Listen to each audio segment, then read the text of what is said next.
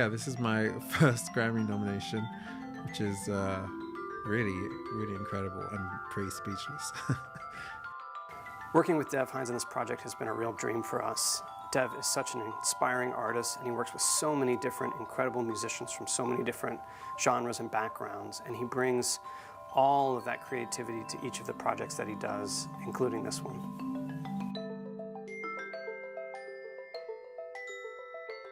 You know, I was like a young black boy in East London carrying a giant cello on my back, like to orchestra.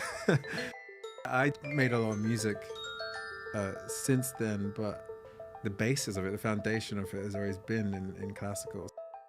This piece of work was such a beautiful collaboration and one that's actually inspired me a lot since its creation. All of us in Third Coast Percussion played a role in orchestrating and arranging this music. Dev, in addition to being composer of the music, it also appears as a performer on the album. His beautiful synthesizer sounds are something that really sets the mood. We're so thrilled to receive this nomination, not only because this project means so much to us, but also because, to us, this album represents a new model for how classical music can be created. Dev, the composer, worked with us, Third Coast Percussion, the ensemble, in a really collaborative way, and this sort of collaboration in the creation of new classical music, to us, really points the way forward for how our art form can continue to evolve. It's an honor to have written music that you guys performed so brilliantly. You know, I feel lucky to have had this opportunity.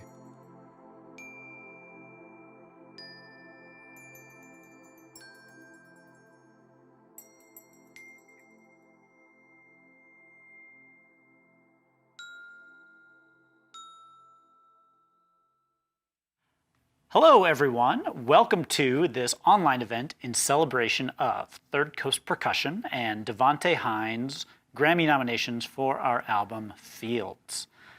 Tonight we will not only be featuring videos and performances of music from that album, we also have exclusive interview footage with Dev Hynes, as well as a new performance video from Dev coming up a little bit later. Dev Hynes is a multifaceted artist. In addition to his solo work under the name Blood Orange, he has also written and produced songs for countless other artists. He has composed scores for film and television, and he composed all the music for this Grammy-nominated album.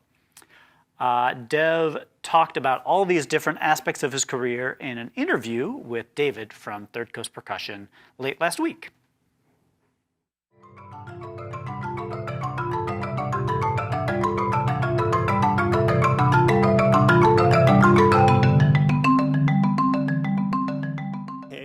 Dev Hynes, how's it going? Good. How are you doing? Good, good. It's good to see you again, and congratulations. Oh, congrats to you. I mean, geez. It's pretty insane. Yeah. Am I correct, is this your first Grammy nomination? This is.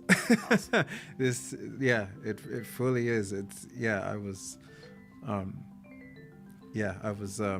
walking my dog at the time that I found out. I think there are probably some people who are surprised that your first Grammy nomination is in the classical category, but for you, like... Yeah, me. I'm one of them. I definitely am.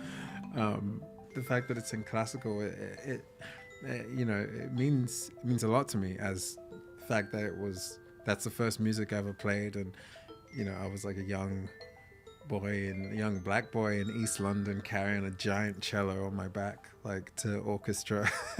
So it made a lot of music since then, but the root of it has always been, the basis of it, the foundation of it has always been in classical. So to get a nomination in that is really, really incredible, and to get it over this piece of work, which was such a beautiful collaboration and one that's actually inspired me a lot since its creation. I'm I just said a lot of words, but I'm pretty speechless. But this isn't your first nomination. I mean, you've won. You've won a Grammy. Right. Yeah. So this is our third time nominated in this category, and Wow. we won the first time. We were nominated again last year. So Amazing. yeah. So it's. So cool. But this one feels special to us because we were nominated and won for an album of Steve Reich's music, and we were nominated for an album of music by Philip Glass and Gavin Bryars. So these are like I mean, yeah, it's crazy company to be. That's in. how we feel, and so that's to us that makes this one even more special because it's all brand new music.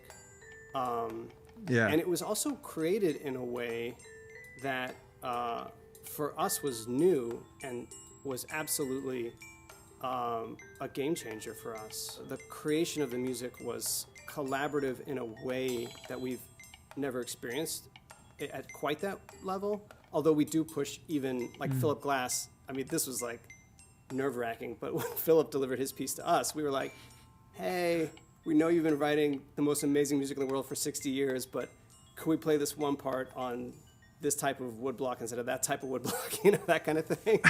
Like really sheepish, but like even at that level. What did he say? He was awesome. He was like, we should do whatever sounds better. Yeah. He's the best. He's amazing. He's so generous, and so humble. So cool. And yes. But just like you, we've gotten to know you, of course, over the last few years of working together. But this project was the first time we worked together with you, and that same generosity was there when we were working with you. But you've talked about how, in some ways, Fields was the first time that you maybe let go of artistic control to a certain degree. Yeah, it was cool. It was interesting because, I never really, as much as I'd collaborated before with musicians, it was still in this place where, say, if it was for Blood Orange, it's at the end of it, it's for like my record. So I give some freedom, but it's still me at the end, kind of tying it together. And same for if I was like producing or writing for someone else, like it's their record. So musically, this was really the first time where it was like, coming together with people and bringing what we can bring to it to make something that's whole and isn't purely me or isn't purely you. And I'm always just trying to learn in all of it. So you guys were so integral to the creation of it, all the ideas that you brought forward and how you were choosing to execute it. And it was so inspiring. Even when I get stuff back, it like helped me write other stuff too. It was it was a very really a collaboration in that truest sense. Is this something that you plan to do more of, that you want to do more of, writing concert music?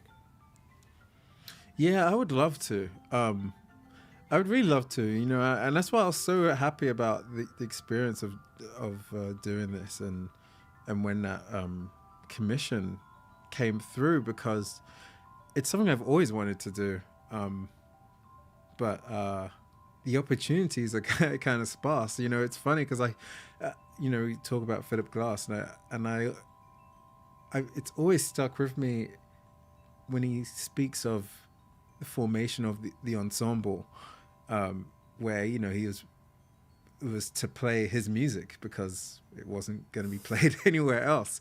So, and so he made the space to do that. So I always think about that. Who knows when the world will open up again? But I would love to do kind of, write things for more compositional work for live performances of some kind.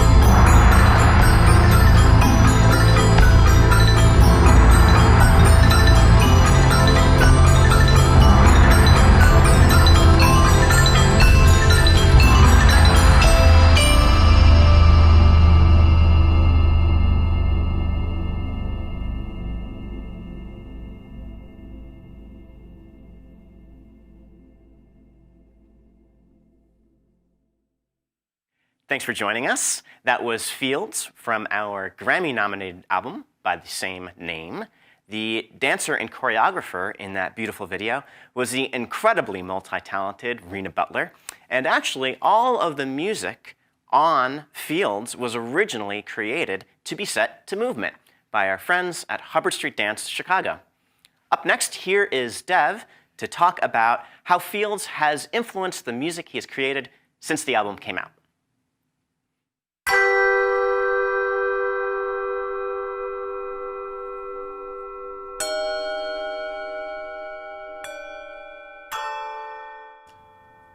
Yeah, so the music in Fields, you know, you can trace it in since then in music that I've made, whether it's scoring work for We Are Who We Are, Queen and Slim.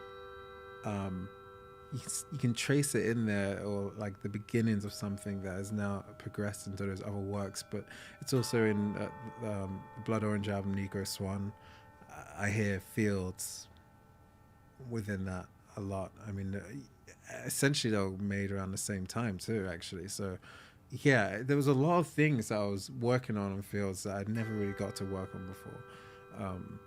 And I think being able to do that really opened up like I don't know, new creative avenues for me.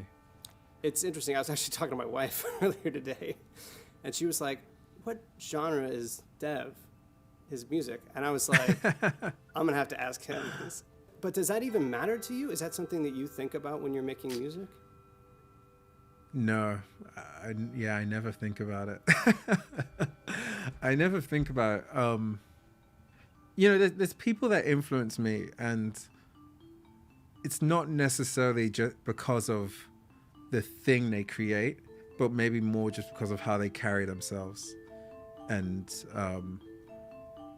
how their minds work. So there's quite a few people like that. And obviously I'll like things they create too, but that's not the main source of inspiration. And so, you know, obviously people like Philip Glass, but like Roichi Sakamoto is someone, you know, who, you know, he's genreless. You couldn't answer what genre Roichi Sakamoto is. Paul Bowles, you know, is someone I've always thought of, someone I've always related to. They essentially just make what they want to make. They kind of just use the studio as a playground to make music that inspires them and that they like. And so that in my mind, that's how I see music that I've made.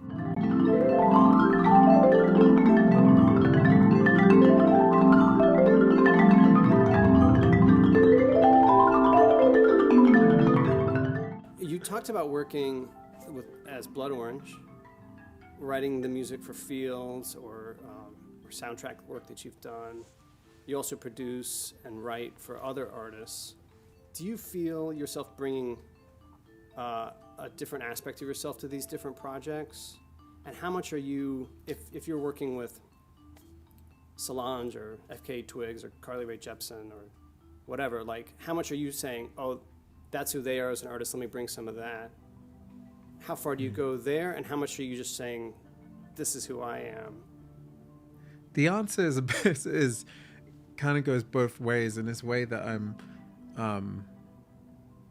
I've always relied on the fact that no matter what I do, there's a sense of me that will come out in it, and I believe that about everyone. I really believe in that sense of individual artistry. Using that as like a basis, I can kind of go to different places, and I rely on my sense of melody. I know what it is, and I think it will just come through anyway. So if I'm working with an artist, if they want to be in their world, I'll stay in their world and maybe bring whatever I can bring. But if they want to come to my world, or if they want to mix it, all of that is very stable to me. So the same thing with like scoring and stuff like that. I mean, they're occupying, you know, in a sense, different parts of the brain, but just more on a mechanical level. But in terms of creativity, I don't know. I just try. It sounds kind of, you know, whatever. But I try and like stay true. Like I'm quite secure in myself. So I just think it will come through in some way, whether it's like sense of melody or whatever it is.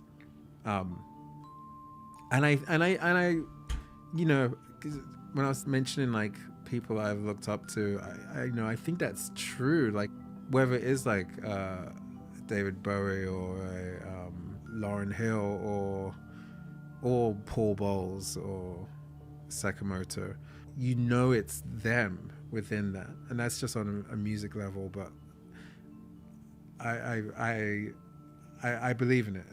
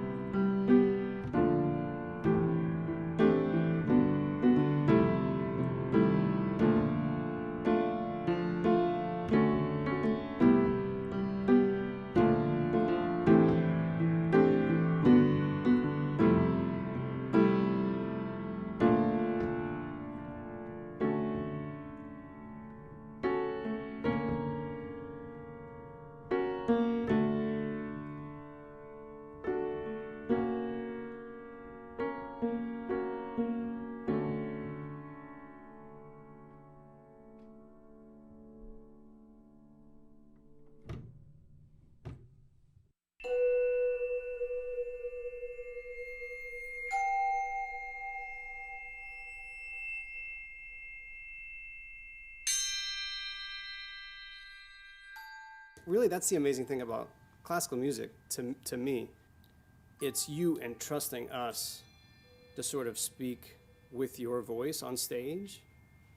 And I think it really always works best when it's a composer, a music creator who is both sure of themselves enough that they sound like themselves no matter what genre they're in, but they also have enough trust in the people, in the classical music performers, to bring what they have to it and know that it'll always sound like them. I feel like this piece is like in the classical tradition in such a cool way because it's about interpretation. Because if you look at Bach, for instance, he was writing, and he wasn't finicky over every single note, telling you this one, this dynamic, this one, that dynamic. You know, it was Right. notes on a page and trusting that the interpreter would know what to do. And Totally. and it works for us both ways. We have composers who are so specific about every single sound, and so it's inevitably, in some ways, less of us in the performance than it is them. And this project was so refreshing because it was there was that trust of here's the music, but let's hear what Third Coast Percussion is going to do with it. Yeah, I mean, that's the most exciting for me. Like, I can't imagine doing it in any other way. I mean, I still remember when I first got the music back, the first stuff that you did. Like, I remember that so specifically.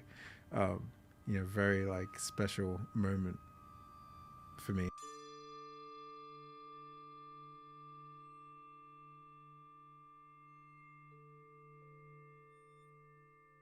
Classical music has a sort of a historic whiteness to it. It is undeniably, historically not lifted up composers of color or female composers or non-male composers.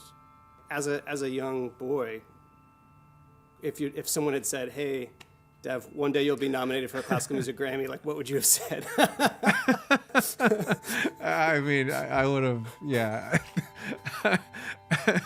Definitely, I would have, it would be the same reaction I have now. As a, I was, when I first played cello, I was 8, 9 years old. And it wasn't too many people of color in the orchestra I was playing in. And I would search as well for composers of color and female composers, and I'm still searching. Like, even to this day, I'm still searching and discovering pieces that I'm like, how did I not hear this piece? But or hear of this composer. And so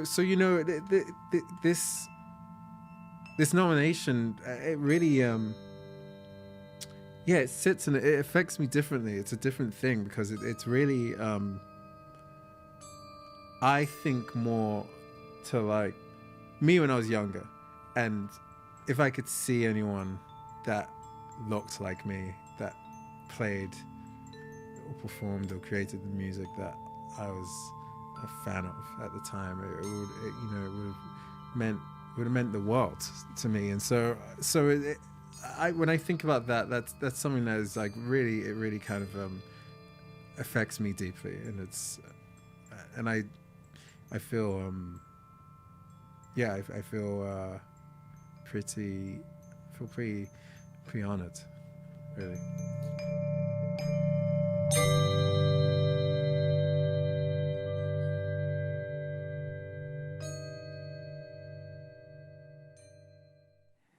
Hey everyone, thanks so much again for joining us at this online celebration of our album Fields and its recent Grammy nomination. Now, if you haven't had the opportunity yet to check out all of the music on the album, we certainly invite you to do so if you go to the link below in the description for this event. That'll take you to all the different ways that you can listen to all the music. We have one more thing coming up at this event. I'm so excited about this. This is a video performance of ours. This video is from last season while we were on tour in Lithuania.